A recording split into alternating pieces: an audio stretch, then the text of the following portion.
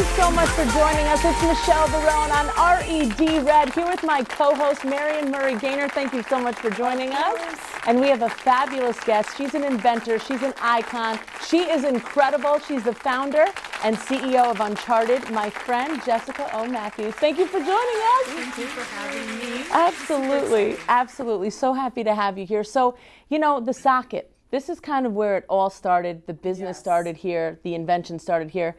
Where did it start, and how did you come up with the idea? So I always wanted to be an inventor growing up. More than just an inventor, I used to watch all the different science shows. I used to ask my mom for a microscope for Christmas when everyone else was getting cute things.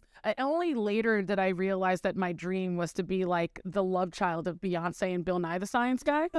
But the hard part was the Beyonce part. Like everybody wants to put, everyone wants to be Beyonce, but the work part was hard.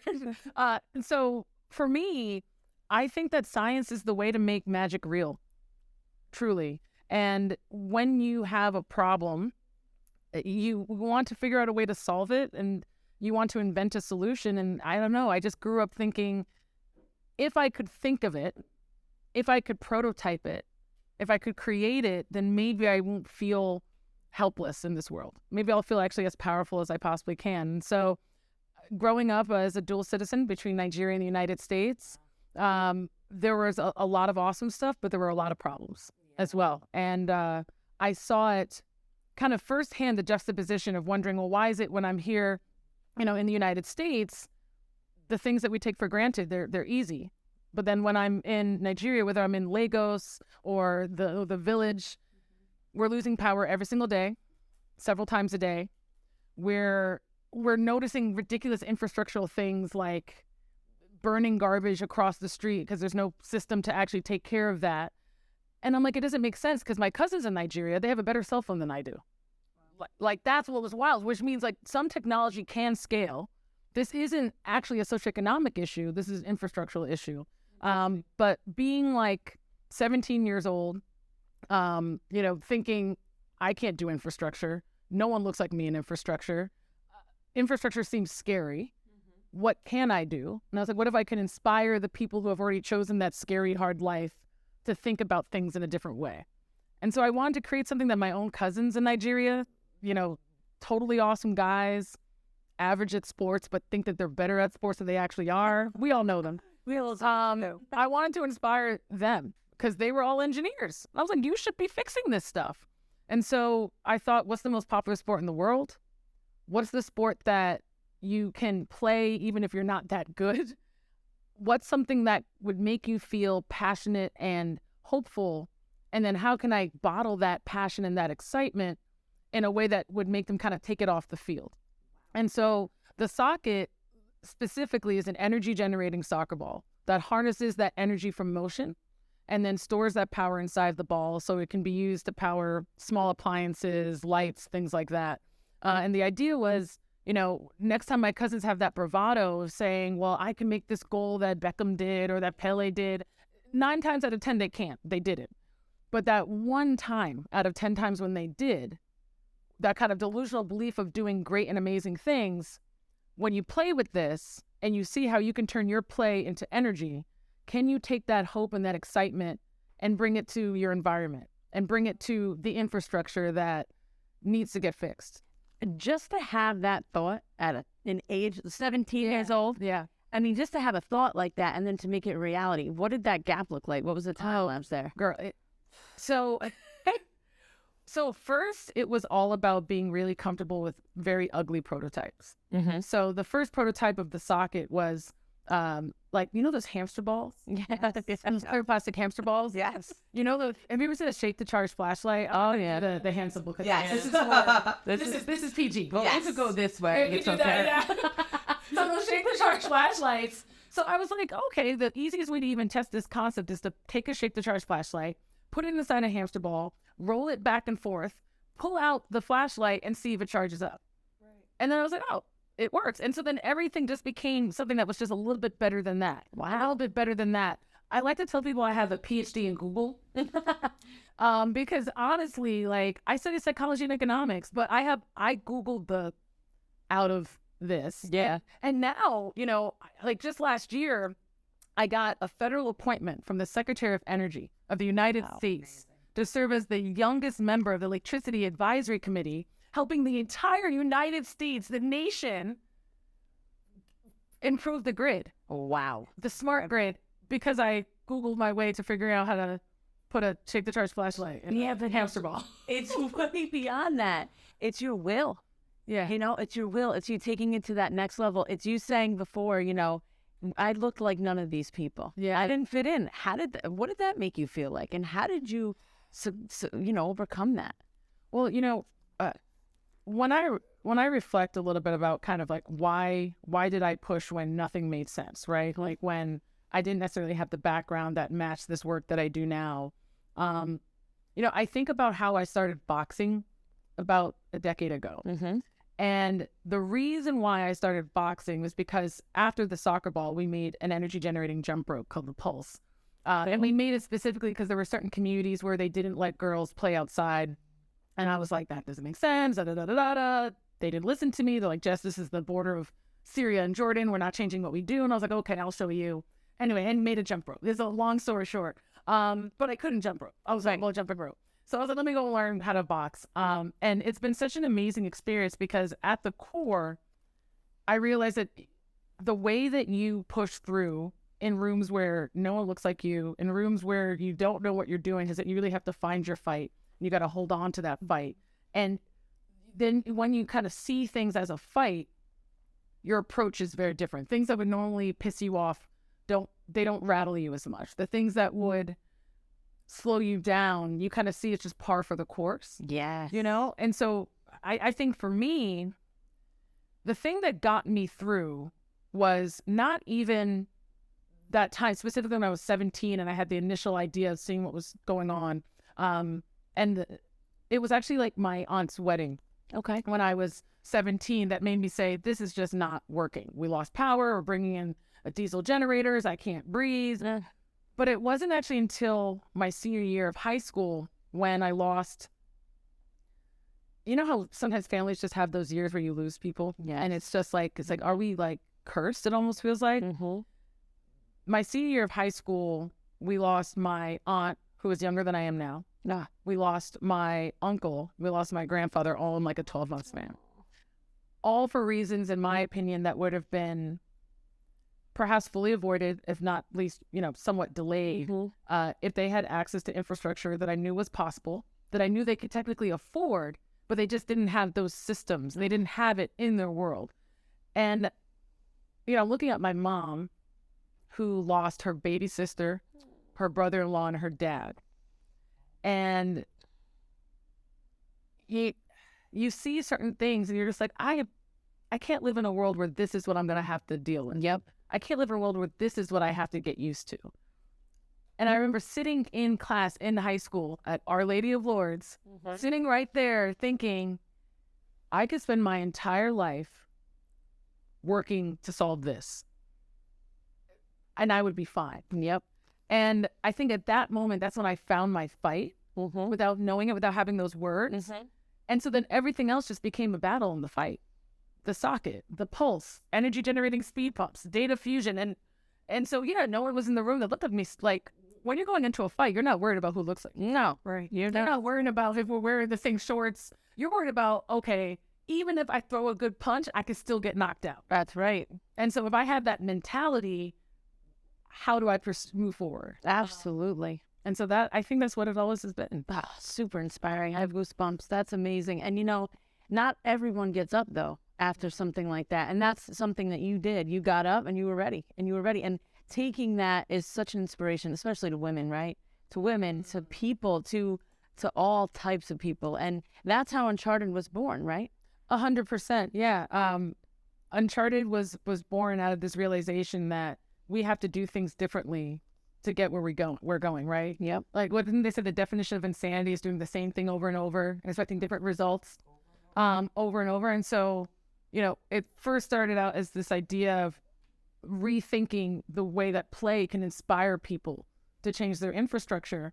And then I realized that why are we waiting for other people to change infrastructure. And I knew it's because I was afraid. No one looks like me, imposter syndrome and all these different things. But I don't know, the longer I've been in this business, the more that I realized that they don't want you to know that you've been training for this your entire life. That's right. Like they don't want you to know that it's harder to be a woman, period. It is. Than it is to do half the things I've done in technology. Correct. You just, you've done some amazing things. You've had these beautiful children. You're in shape. I find having a child to be harder than every single one of my 12 patents. Come on. Absolutely. I would, so my parents will come to me and they're just saying, my parents are like really, they've really supported my sister and I to kind of push and move forward. And they're like, don't rush to have kids. But now they're like, we didn't say, let's go. We didn't say don't have them there. And I keep saying, it literally seems harder to do half the things that so many women I know are doing than it is to be in these rooms. Yep. And so, it's like, how do you get back up? Well, when you have the framing and realizing that it's harder to put on lashes or give yourself a gel manicure than it is to solder a PCB, which is like making the little computer chip boards and all the tech.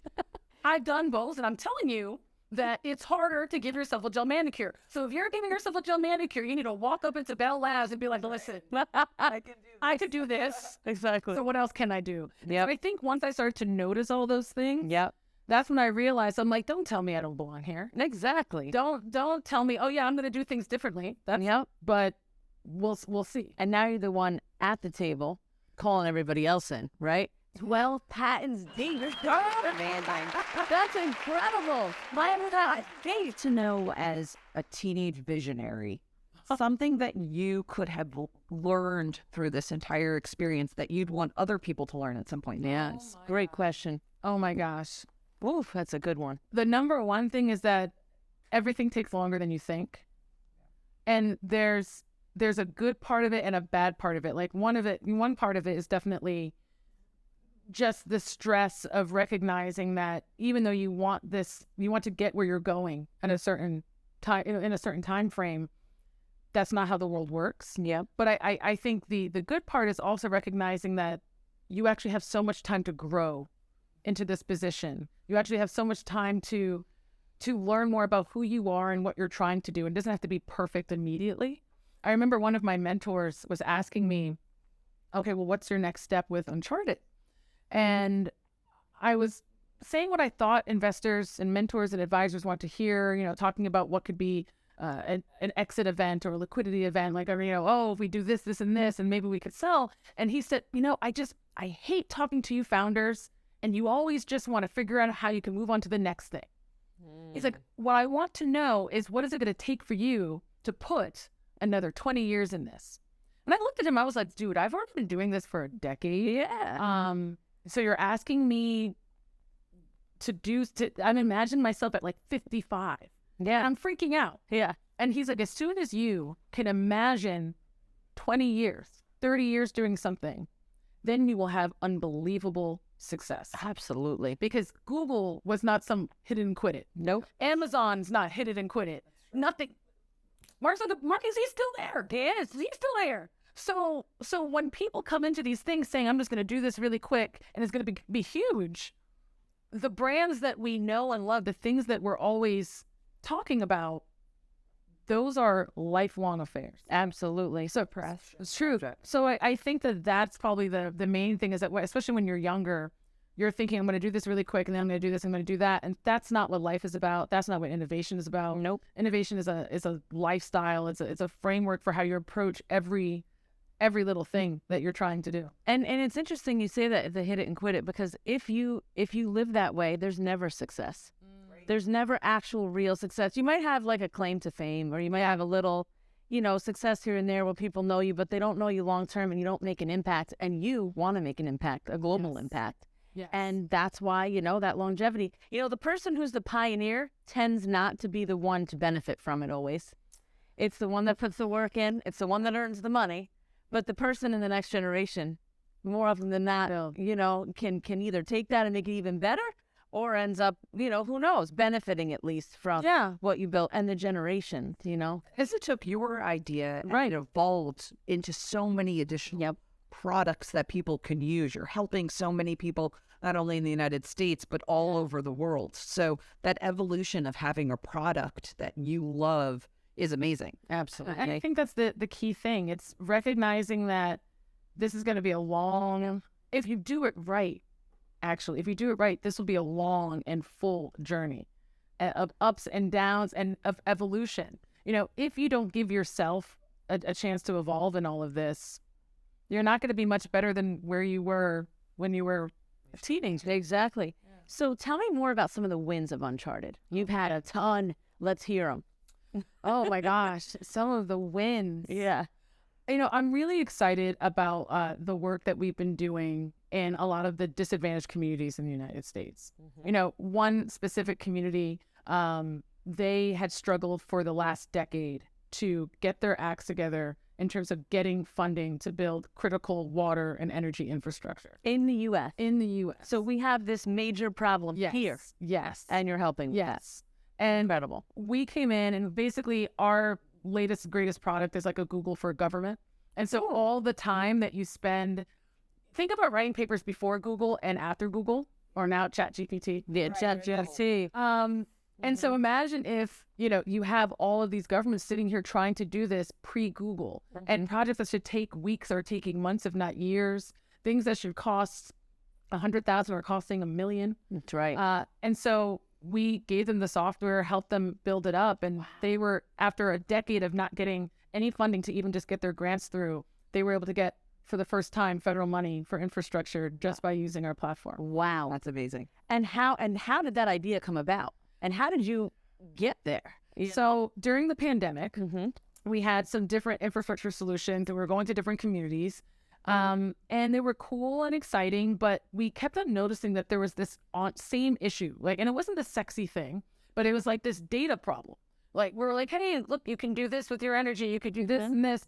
And we kept on hearing, well, we just don't have the ability to handle that. Or, well, things just take longer. Or, you know, this information is in this department and this information is in this department. And by the time we get all the information, it's a year past, but, you know, the work was supposed to be done 6 months ago. And you keep hearing this same issue and you're like, what? This seems like a really easy solve. It's just that was no matter how much money we give these communities, if they don't have the data, the information they need to make the right decisions at the right time in an affordable way, it's like we're throwing money in a bucket with a hole. And so we kind of went on a listening tour during the pandemic and realized that was the common thing, that at least 50% of the time of anyone who's working in government, any of their day, is spent tracking down, collecting, correcting, sharing information to make decisions that are going to impact our lives. Wow. Whether or not that water pipe gets fixed, whether or not that, road gets fixed, it's based off of that. Most of the time, it's really just like, hey, we don't have this information, so we have to shoot from the hip. Yeah, and wait and see, or let's trial and let's try. Exactly. And then it costs major problems. Then raise taxes too much. Yeah, they raise taxes, then they fix it again. Exactly. And by the time, it's just this constant revolving door because they don't have the data. So we said, okay, well then, why aren't you guys fixing this? We're like, well, all the things that are out here to fix this, you need to be a data scientist to use. You need to be a data analyst, and if we train someone on this, they're not going to work for government for that long. They're going to go work for a private company that's going to pay them because they now know how to use it. Right. So we said, well, what if we can come up with something that's radically simple? Like, you don't even have to be fully literate. Just type in what you need to type in and it'll just bring up what you need.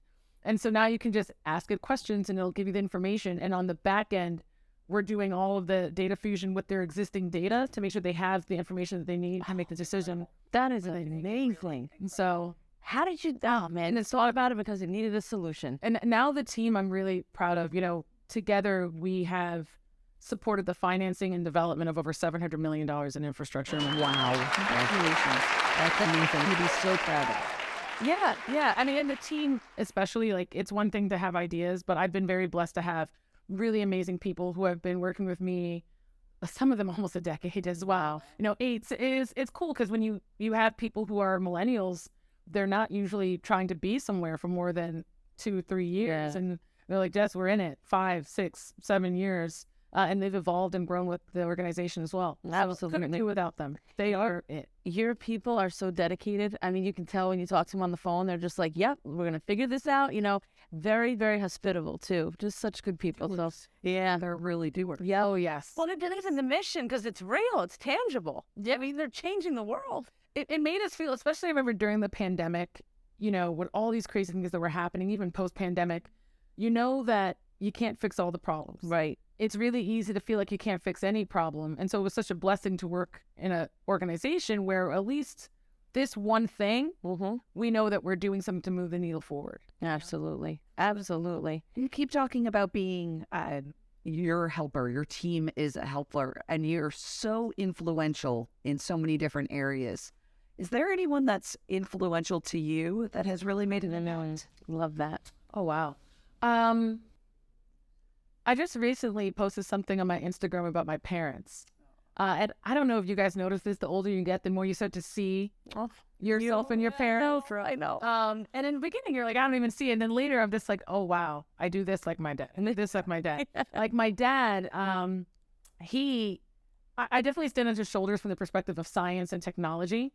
I, in some way, do what he did, and I didn't know it. It was by mistake. Like, he had different technology companies. You know, he developed technology solutions for governments to help them do things more efficiently. That's awesome. And I remember him bringing me in during the summer. I'd be like, oh, okay. And then I just somehow end up in the exact same field as wow. him. And his bravado, I always describe him as like the perfect balance between Tony Soprano, Samuel L. Jackson, and the father from Coming to America. Because, you know, he went to school in Italy, right? That's so like, great. and like, so 18 to whatever he came of age there, so what's going on? So what? Don't let the frown lines. What's the frown line? Drink a cup of milk. Dad, if you tell me to drink a cup of milk one more time. And it's just, so he has that energy moving, and his swag is drip. Like, everything about him is just listening. Like, and then my mom, she's just such a quiet warrior. And when I say quiet, it's like she'll kind of be, you know, she's not as out there as he is, but at a graduation, he'll be bawling and she'll just be stone. Yeah. Stone. And then she can handle pain in different ways. She can handle stress in different ways.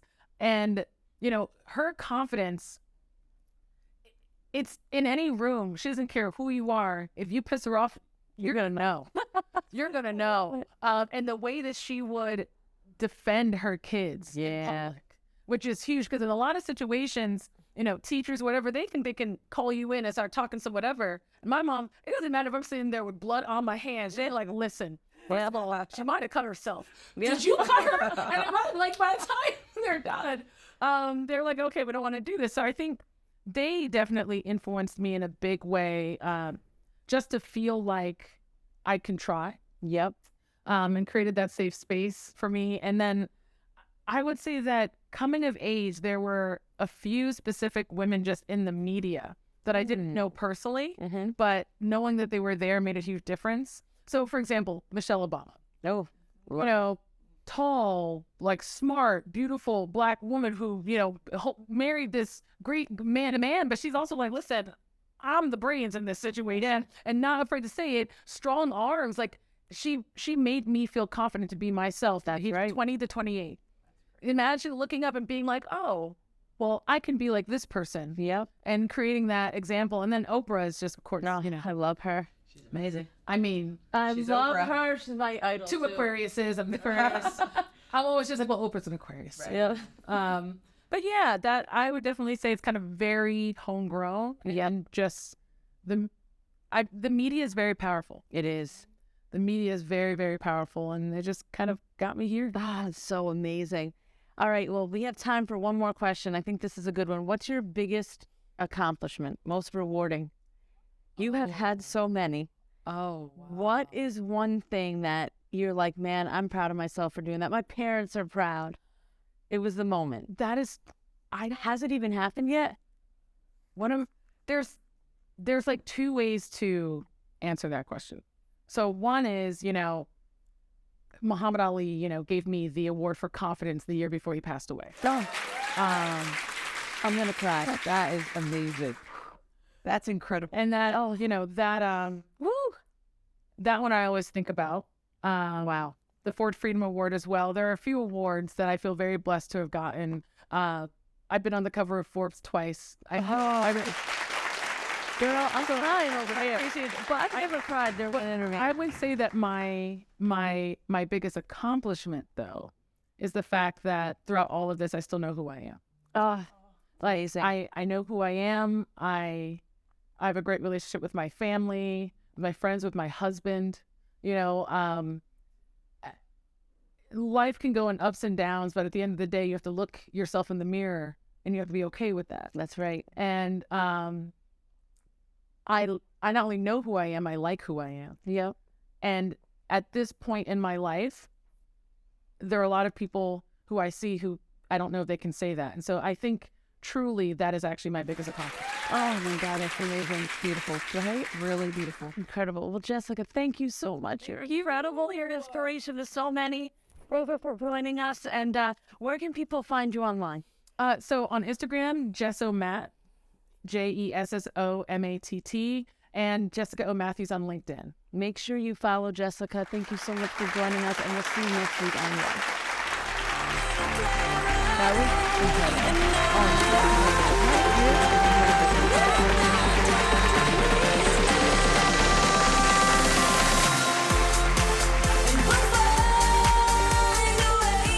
Episode is sponsored by my dear friends at J'adore Fine Jewelry. Visit JadoreFineJewelry.com.